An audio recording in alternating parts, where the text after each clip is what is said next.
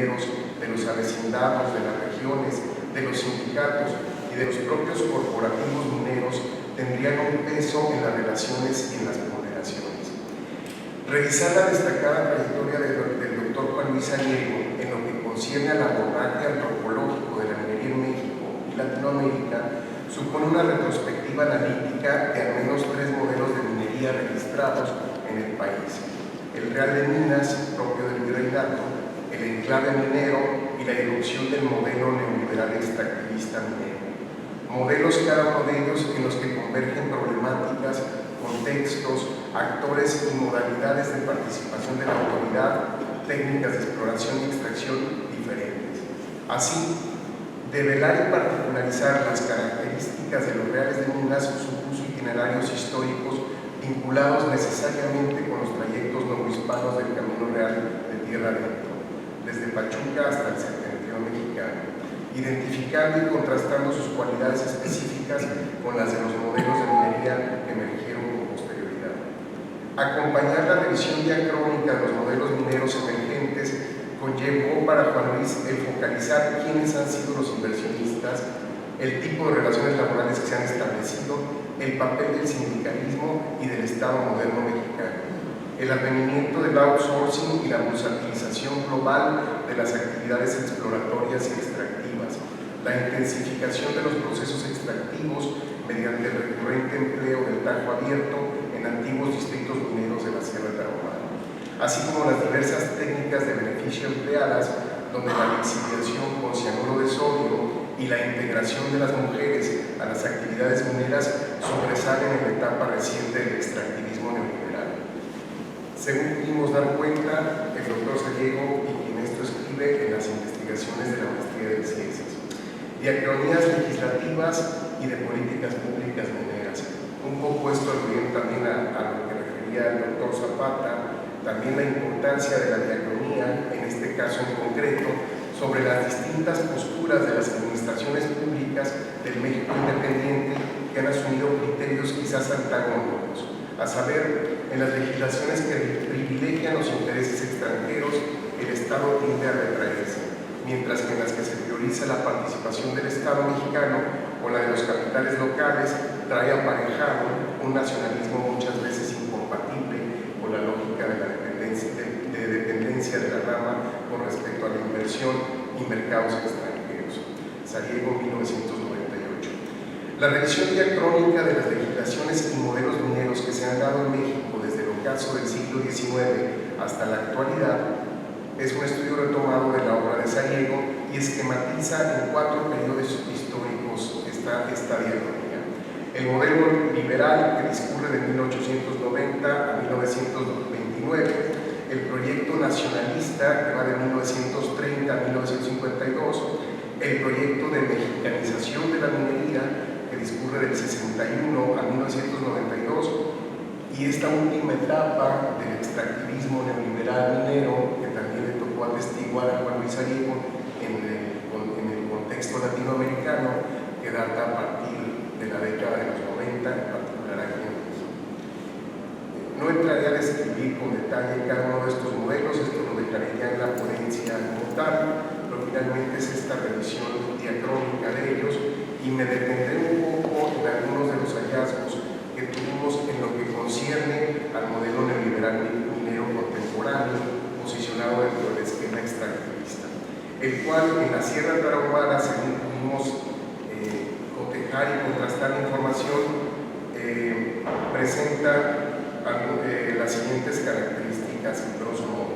1. Una estrecha dependencia del capital y mercados extranjeros, así como de las bolsas de valores. Producción destinada a la industria suntuaria. 3. Una producción también supeditada a los precios internacionales de los mercados y a las fluctuaciones financieras y bursátiles globales.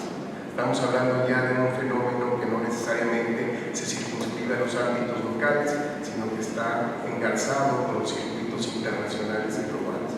Tenemos también como un modelo polisituado, bursatilizado y en interdependencia con las lógicas globales. Un modelo sustentado en el empleo de alta tecnología, tanto de prospección satelital y de modelos geológicos para la reconstrucción de yacimientos minerales. la utilización globalizada de bancos de datos mineros y geológicos, así como un uso intensivo del barrenado de exploración a diamante, dinamitaje y titulación, un empleo de maquinaria pesada altamente sofisticada y finalmente un empleo mixto de técnicas extractivas de tajo abierto y subterráneo. Esta minería cambiante, global, intensiva, invasiva y con alto impacto socioambiental es la que emerge en los albores del siglo XXI y que observó con entusiasmo analítico Juan Luis Ariego, interactuando con problemáticas novedosas, actores sociales nuevos, tecnologías nuevas, dinámicas laborales y extractivas nuevas también. Así pues, para este escenario novedoso de tendencias extractivistas emergieron también nuevas preguntas, observaciones y reflexiones de parte de Juan Luis Ariego. Fue así como en el año 2011 Juan Luis ya tiene un balance preliminar del estatus del extractivismo en México y la conformación de lo que denominó la tercera frontera de la minería mexicana, la cual, precisó, se expande en zonas y regiones que hasta hace poco estaban fuera de los circuitos de la economía minera y que en gran medida se ubican en desiertos, cadenas montañosas como la Sierra Madre Occidental y las sierras de Guerrero y de Oaxaca. Asimismo, el autor destaca que el contexto sociocultural y económico de la tercera frontera de la minería mexicana es marginal y está instaurado en zonas predominantemente indígenas, con altos niveles de pobreza, ecología agreste y baja densidad de la presencia del Estado, ámbitos generalmente dedicados a la siembra de diamantes y con altos índices de criminalidad. Más etnografía, más contexto histórico y dosificar las afirmaciones. Este subtítulo yo lo elaboro mucho y lo integro a partir de la experiencia de trabajo etnográfico, donde destaco dos elementos presentes y reiterados por el doctor Sariego al momento de emprender los acercamientos etnográficos y su posterior análisis. Suprimir adjetivaciones maniqueas que se dan a priori y abrevar en el campo etnográfico para entender las especificidades de la problemática a partir de los actores locales. Quizás para nosotros como etnógrafos sea reiterado el énfasis a lo largo de las carreras que hemos usado, pero finalmente esto estaba siempre claro, más cuando ahora en congresos de cualquier naturaleza finalmente empieza el maniqueísmo a aflorar mucho antes del análisis de las problemáticas específicas. Asimismo, el énfasis de la importancia de leer la minería desde el norte de México, lo cual amerita abrevar en su historia en la tradición del septentrión hispano, acercándose a sus dinámicas coloniales extractivas de oro y plata.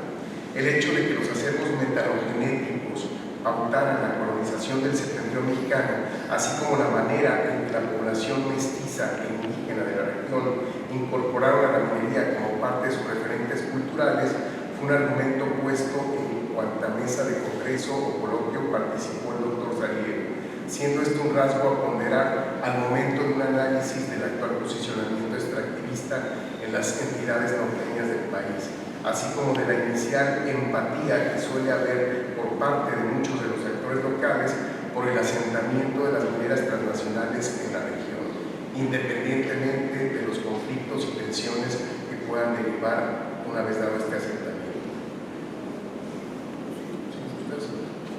Contextos estos últimos que desconcertaban a muchos de nuestros colegas de los diversos coloquios del posgrado en el CIESAS de Tlalpan, para quienes el presentismo y la focalización mesoamericanista obnubilaban la alteridad regional e histórica norteña, así como las problemáticas contemporáneas vinculadas con un territorio vasto, con poca densidad institucional, fronteras interétnicas en tensión y la administración fáctica del mismo por parte del crimen organizado.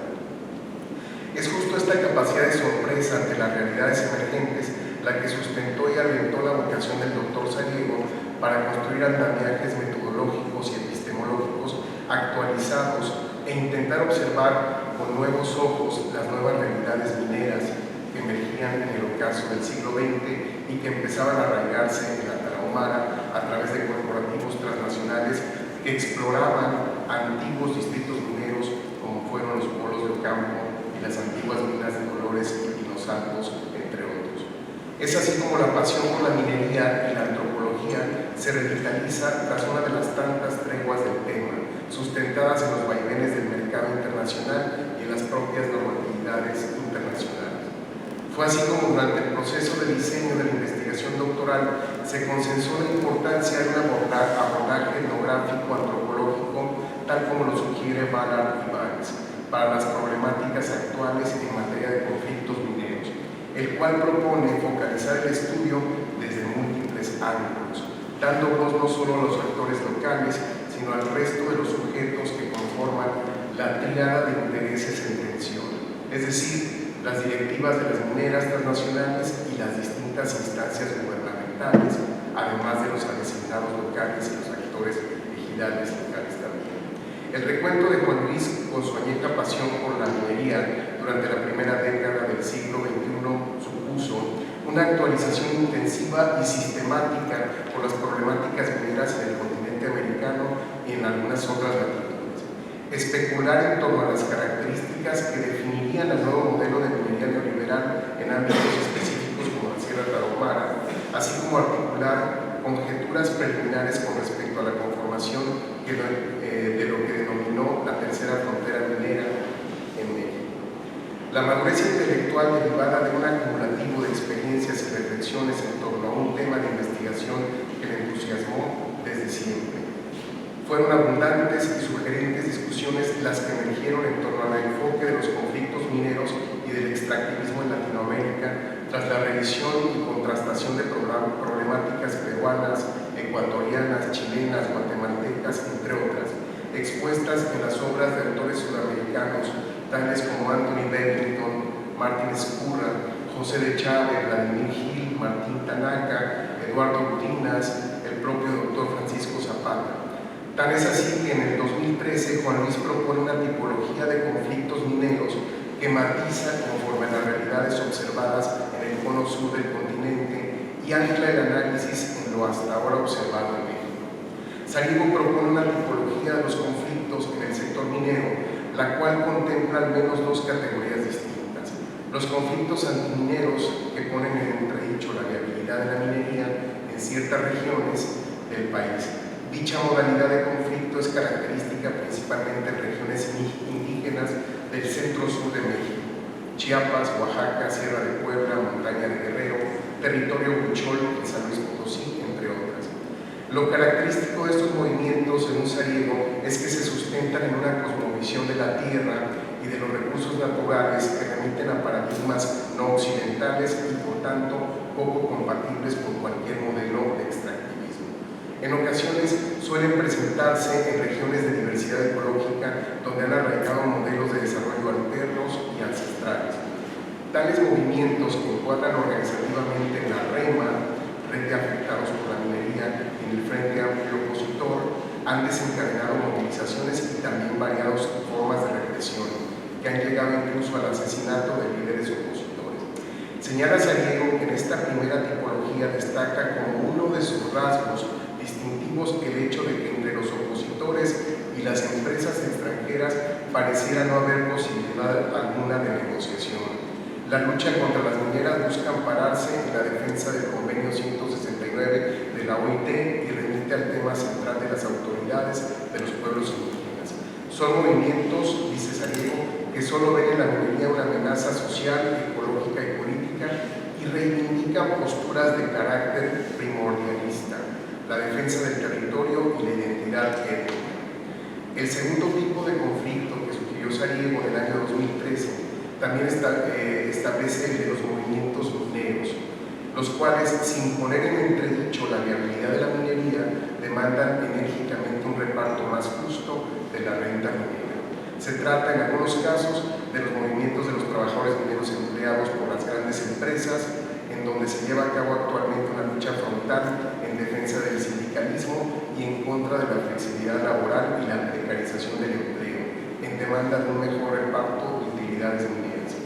Juan Luis destacó que dentro de estos movimientos mineros había que incluir no solo el de los obreros mineros, sino también el de las comunidades que se están viendo afectadas por la presencia de grandes mineras transnacionales, por los tajos abiertos y por el uso intensivo del cianuro de sodio en los procesos de lixiviación y beneficio. y agrega que la prioridad de la mayoría de estos movimientos es un reparto más justo de la renta minera, las regalías, no obstante que la lucha de estos movimientos puede asumir tintes ecologistas e inclusive visiones primordialistas.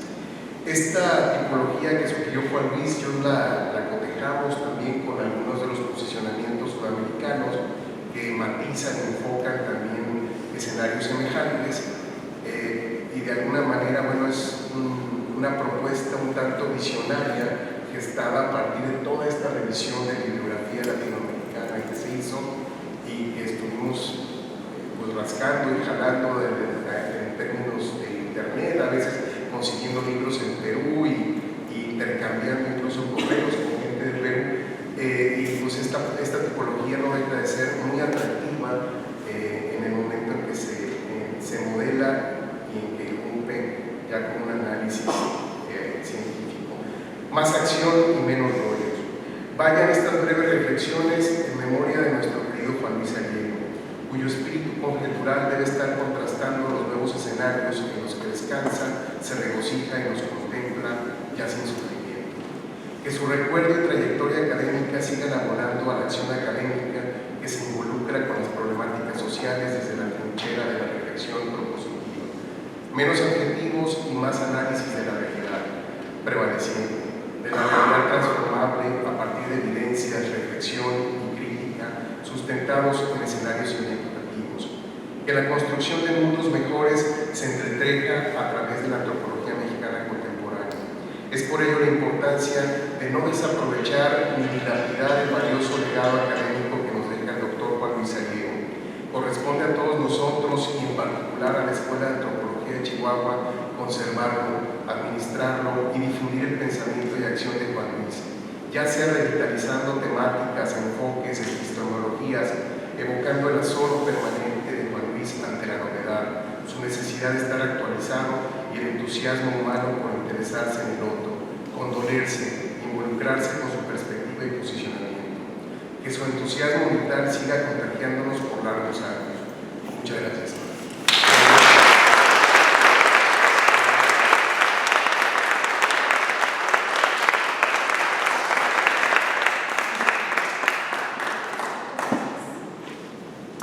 Muchas gracias al doctor José Francisco Lara Padilla por su ponencia, y ahora damos paso a la tercera ponencia de la mesa por parte del doctor Andrés Fábregas. El doctor Andrés Fábregas se graduó en la ENA con el título de etnólogo y en etnohistoria y el grado de maestro en ciencias antropológicas.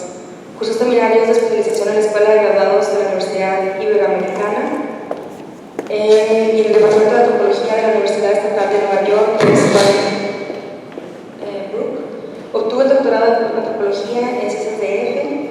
Ha sido profesor de Antropología en recintos académicos de México, América Latina y Europa. Entre las obras que ha publicado están La formación histórica de la frontera sur en 1986 y Los años estudiantiles en el año 2005. En Chiapas fundó el CIESAS del Sureste, la Universidad de Ciencias y Artes de Chiapas y la Universidad Intercultural.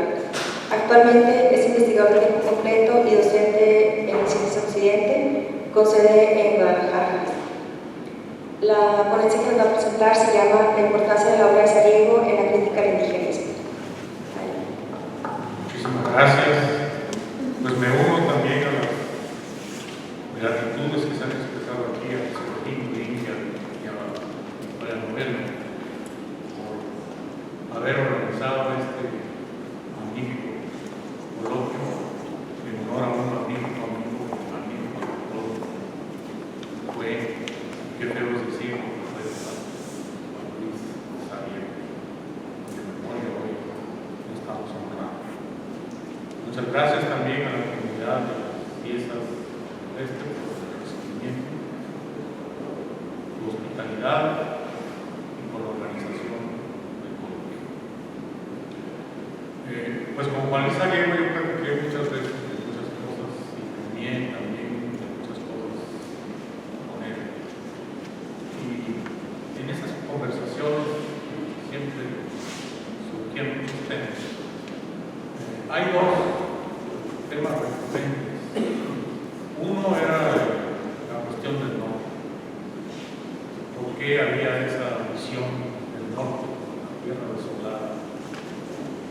qué hubo tanta hiel todavía en muchas imaginaciones de este país, de América Latina?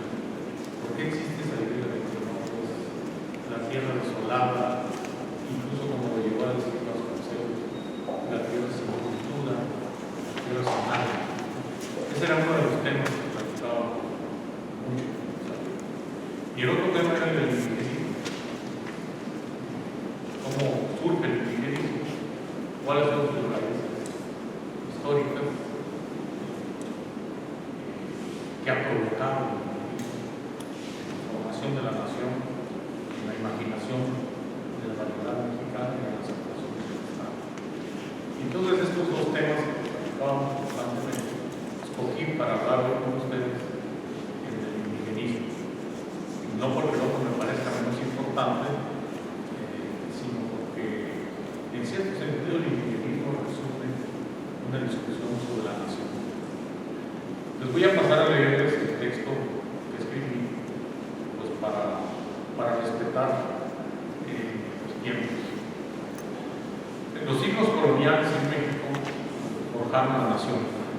También tengo que decirles que voy a tratar de seguir un hilo conversatorio, es decir, los temas que voy a tratar aquí son los que yo platiqué.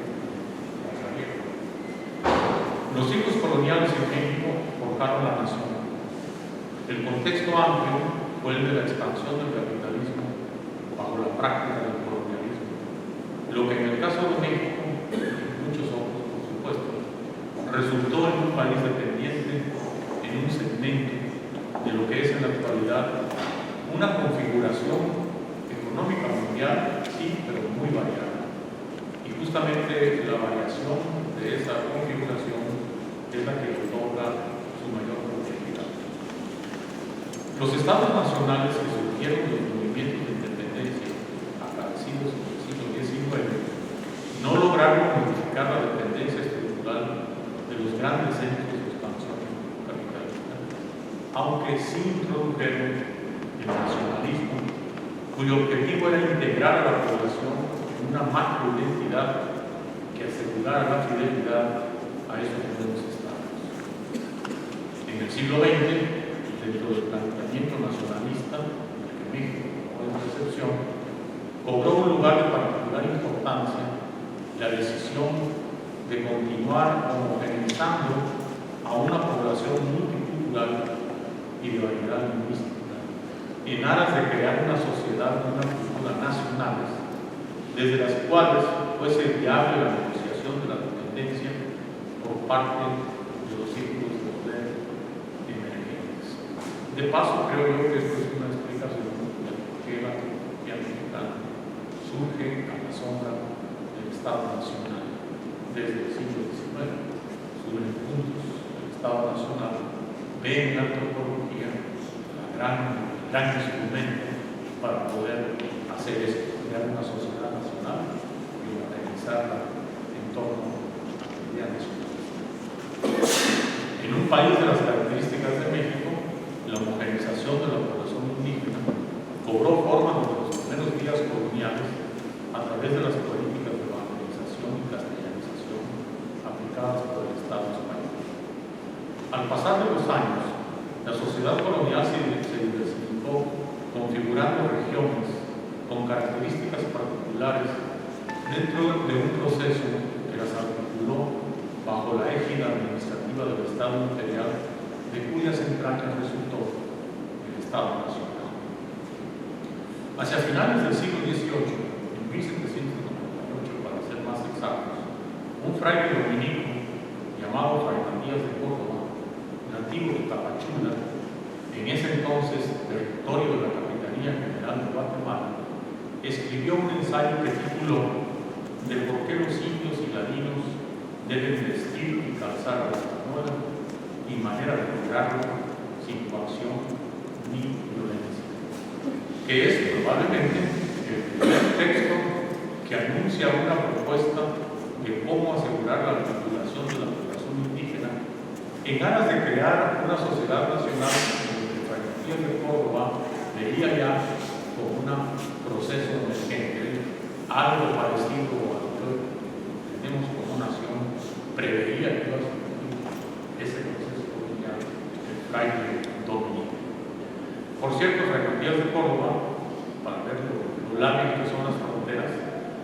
Matías de Córdoba nació guatemalteco, pero murió mexicano. Y además fue el que lanzó el grito de independencia de Chiapas en la explanada de la iglesia de la ciudad de Comitán. El ambiente intelectual en el que se formó Matías de Córdoba es el de los liberales guatemaltecos, antes de irse mexicano. Y estos liberales guatemaltecos tenían una relación muy estrecha con los liberales europeos, cuyas ideas se alimentaban. La tesis de Fray Matías de Córdoba es que las poblaciones indígenas solamente podrán ser realmente incorporadas a esas emergentes naciones a través del mercado. En congruencia propuso obligarlos a vestirse a la usanza de Castilla y a llevar calzado con el doble propósito de dinamizar la industria textil a la usanza, por supuesto, de Castilla y la industria del zapato, para asegurar así dos cosas: dinamizar ambas industrias y aculturar a toda la comunidad. Leído a la distancia, el texto de Fray Matías de Córdoba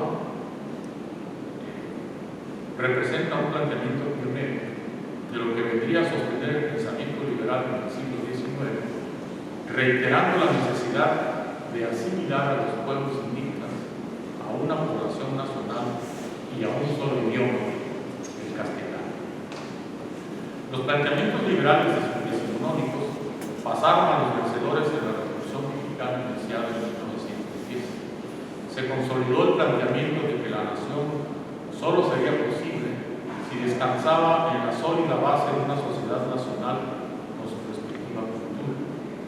Varios de los pensadores más destacados del siglo XIX, como Andrés Molina Enríquez o Augustano Luis Orozco, habían planteado al mestizo ranchero como el prototipo del mexicano, al que todo habitante en el territorio nacional debía ajustarse. Incluso un pensador de la inteligencia de Luis Villoro alegó la complejidad del indigenismo en un país como México, pero sin descartarlo en aquel libro que se llama Los grandes dilemas del indigenismo en México y que Luis publicó en 1950. En el siglo XX, desde el nuevo Estado Nacional de la Revolución, se alentó ese simbolismo, creando personajes prototipos del mexicano: el ranchero, todo el ranchero de los Altos de Jalisco, con sus símbolos culturales, desde la forma de vestir, el manejo del caballo, en el que también las mujeres juegan un papel muy importante después de las escaramuzas, sus hábitos gastronómicos, como el tequila por delante, y su juego campirano, la charrería, como el deporte nacional. El charrito Pemex, acuérdense, fue el emblema por años de esa empresa ícono del Estado Nacional Mexicano en los años en que prevaleció la idea de la Revolución Mexicana. Creado el prototipo de mexicano, había que crear el prototipo de indio, que debía de ser aculturado. Ese prototipo recayó en los pueblos de Mesoamérica, la región cultural propuesta por el etnólogo Paul Quincho, y dentro de Mesoamérica, el indio de comunidad fue el escogido. Este es el punto de partida del indigenismo mexicano, un planteamiento que formó parte del nacionalismo de Estado y de los esfuerzos por homogeneizar a una población de notable variedad cultural y lingüística, como lo son los pueblos originarios del país que son México. Aún Guillermo Bonfil, crítico tan lúcido del indigenismo, se concentró en Mesoamérica, generalizando sus rasgos como los que tipifican al indio mexicano. El famosísimo México profundo de Bonfil debió de haberse titulado La Mesoamérica profunda, porque desaparecieron los chichimecas como arte de mayo. El indigenismo, me va a regalar un ejemplo especial, mis alumnos, no maestro, así está tu libro. El indigenismo formó parte del planteamiento nacionalista, no solo del Estado Nacional Mexicano, sino de los Estados Nacionales de toda América Latina, incluyendo algunos del Caribe. En México, dos teóricos destacaron: Alfonso Caso y Gonzalo Rivera Beltrán. El primero fue quien inauguró al Instituto Nacional Indigenista la instancia creada por el Estado Nacional para llevar a la práctica el proceso de la población dirigida, cuyo resultado previsto era la asimilación de los pueblos indígenas al prototipo del mexicano. Fue Gonzalo Aguirre Beltrán el teórico que destacó por sobre los demás al proponer una compleja teoría basada en los supuestos de la población enmarcados en una concepción acerca de las regiones interculturales del refugio. Voy a recordarles un párrafo de Aguirre Beltrán para que se acuerden cómo hablaba, cómo escribía don Gonzalo. Dice don Gonzalo: la evolución de México está determinada en gran medida por un pasado colonial que pone frente a frente a pueblos étnicos. Los procedentes de la civilización occidental, o sea, según Gonzalo, los mestizos son parte de los pueblos étnicos, y los originarios, otra vez, de las altas culturas mesoamericanas. La chichiticana, no cuenta. Y dice don Gonzalo, con desniveles muy pronunciados en cuanto a sus modos de producción, capitalistas los invasores, precapitalistas los invadidos sujetos a explotación. El desarrollo del país es desigual y en las regiones interculturales del refugio aún persisten formas coloniales de dominio que ni la Revolución de Independencia, ni la de Reforma, ni la popular de 1910 han podido eliminar. Ello no obstante, la redistribución agraria, el esparcimiento de la escolaridad rural y el progreso de los medios de información masiva. Y fíjense lo que dice don Gonzalo en estos siguientes párrafos. Los intereses locales que detenta la población ladina, económica y técnicamente más avanzada, están sostenidos por aparatos políticos regionales, fuertemente estructurados, con un gran peso en la toma de decisiones a nivel estatal. Cuando el Instituto Nacional Indigenista tiene en sus manos la implementación de la acción e investigación integral en entidades como Chiapas, Hidalgo, Guerrero y otros más, sostiene enfrentamientos y graves contradicciones con gobernantes locales que contemplan las actividades realizadas entre los indígenas como disolventes. Levantar a los indios, dicen los comandantes de la razón, es peligroso para la seguridad pública. O sea, fíjense las contradicciones hasta emocionales en las que se movía el indigenismo.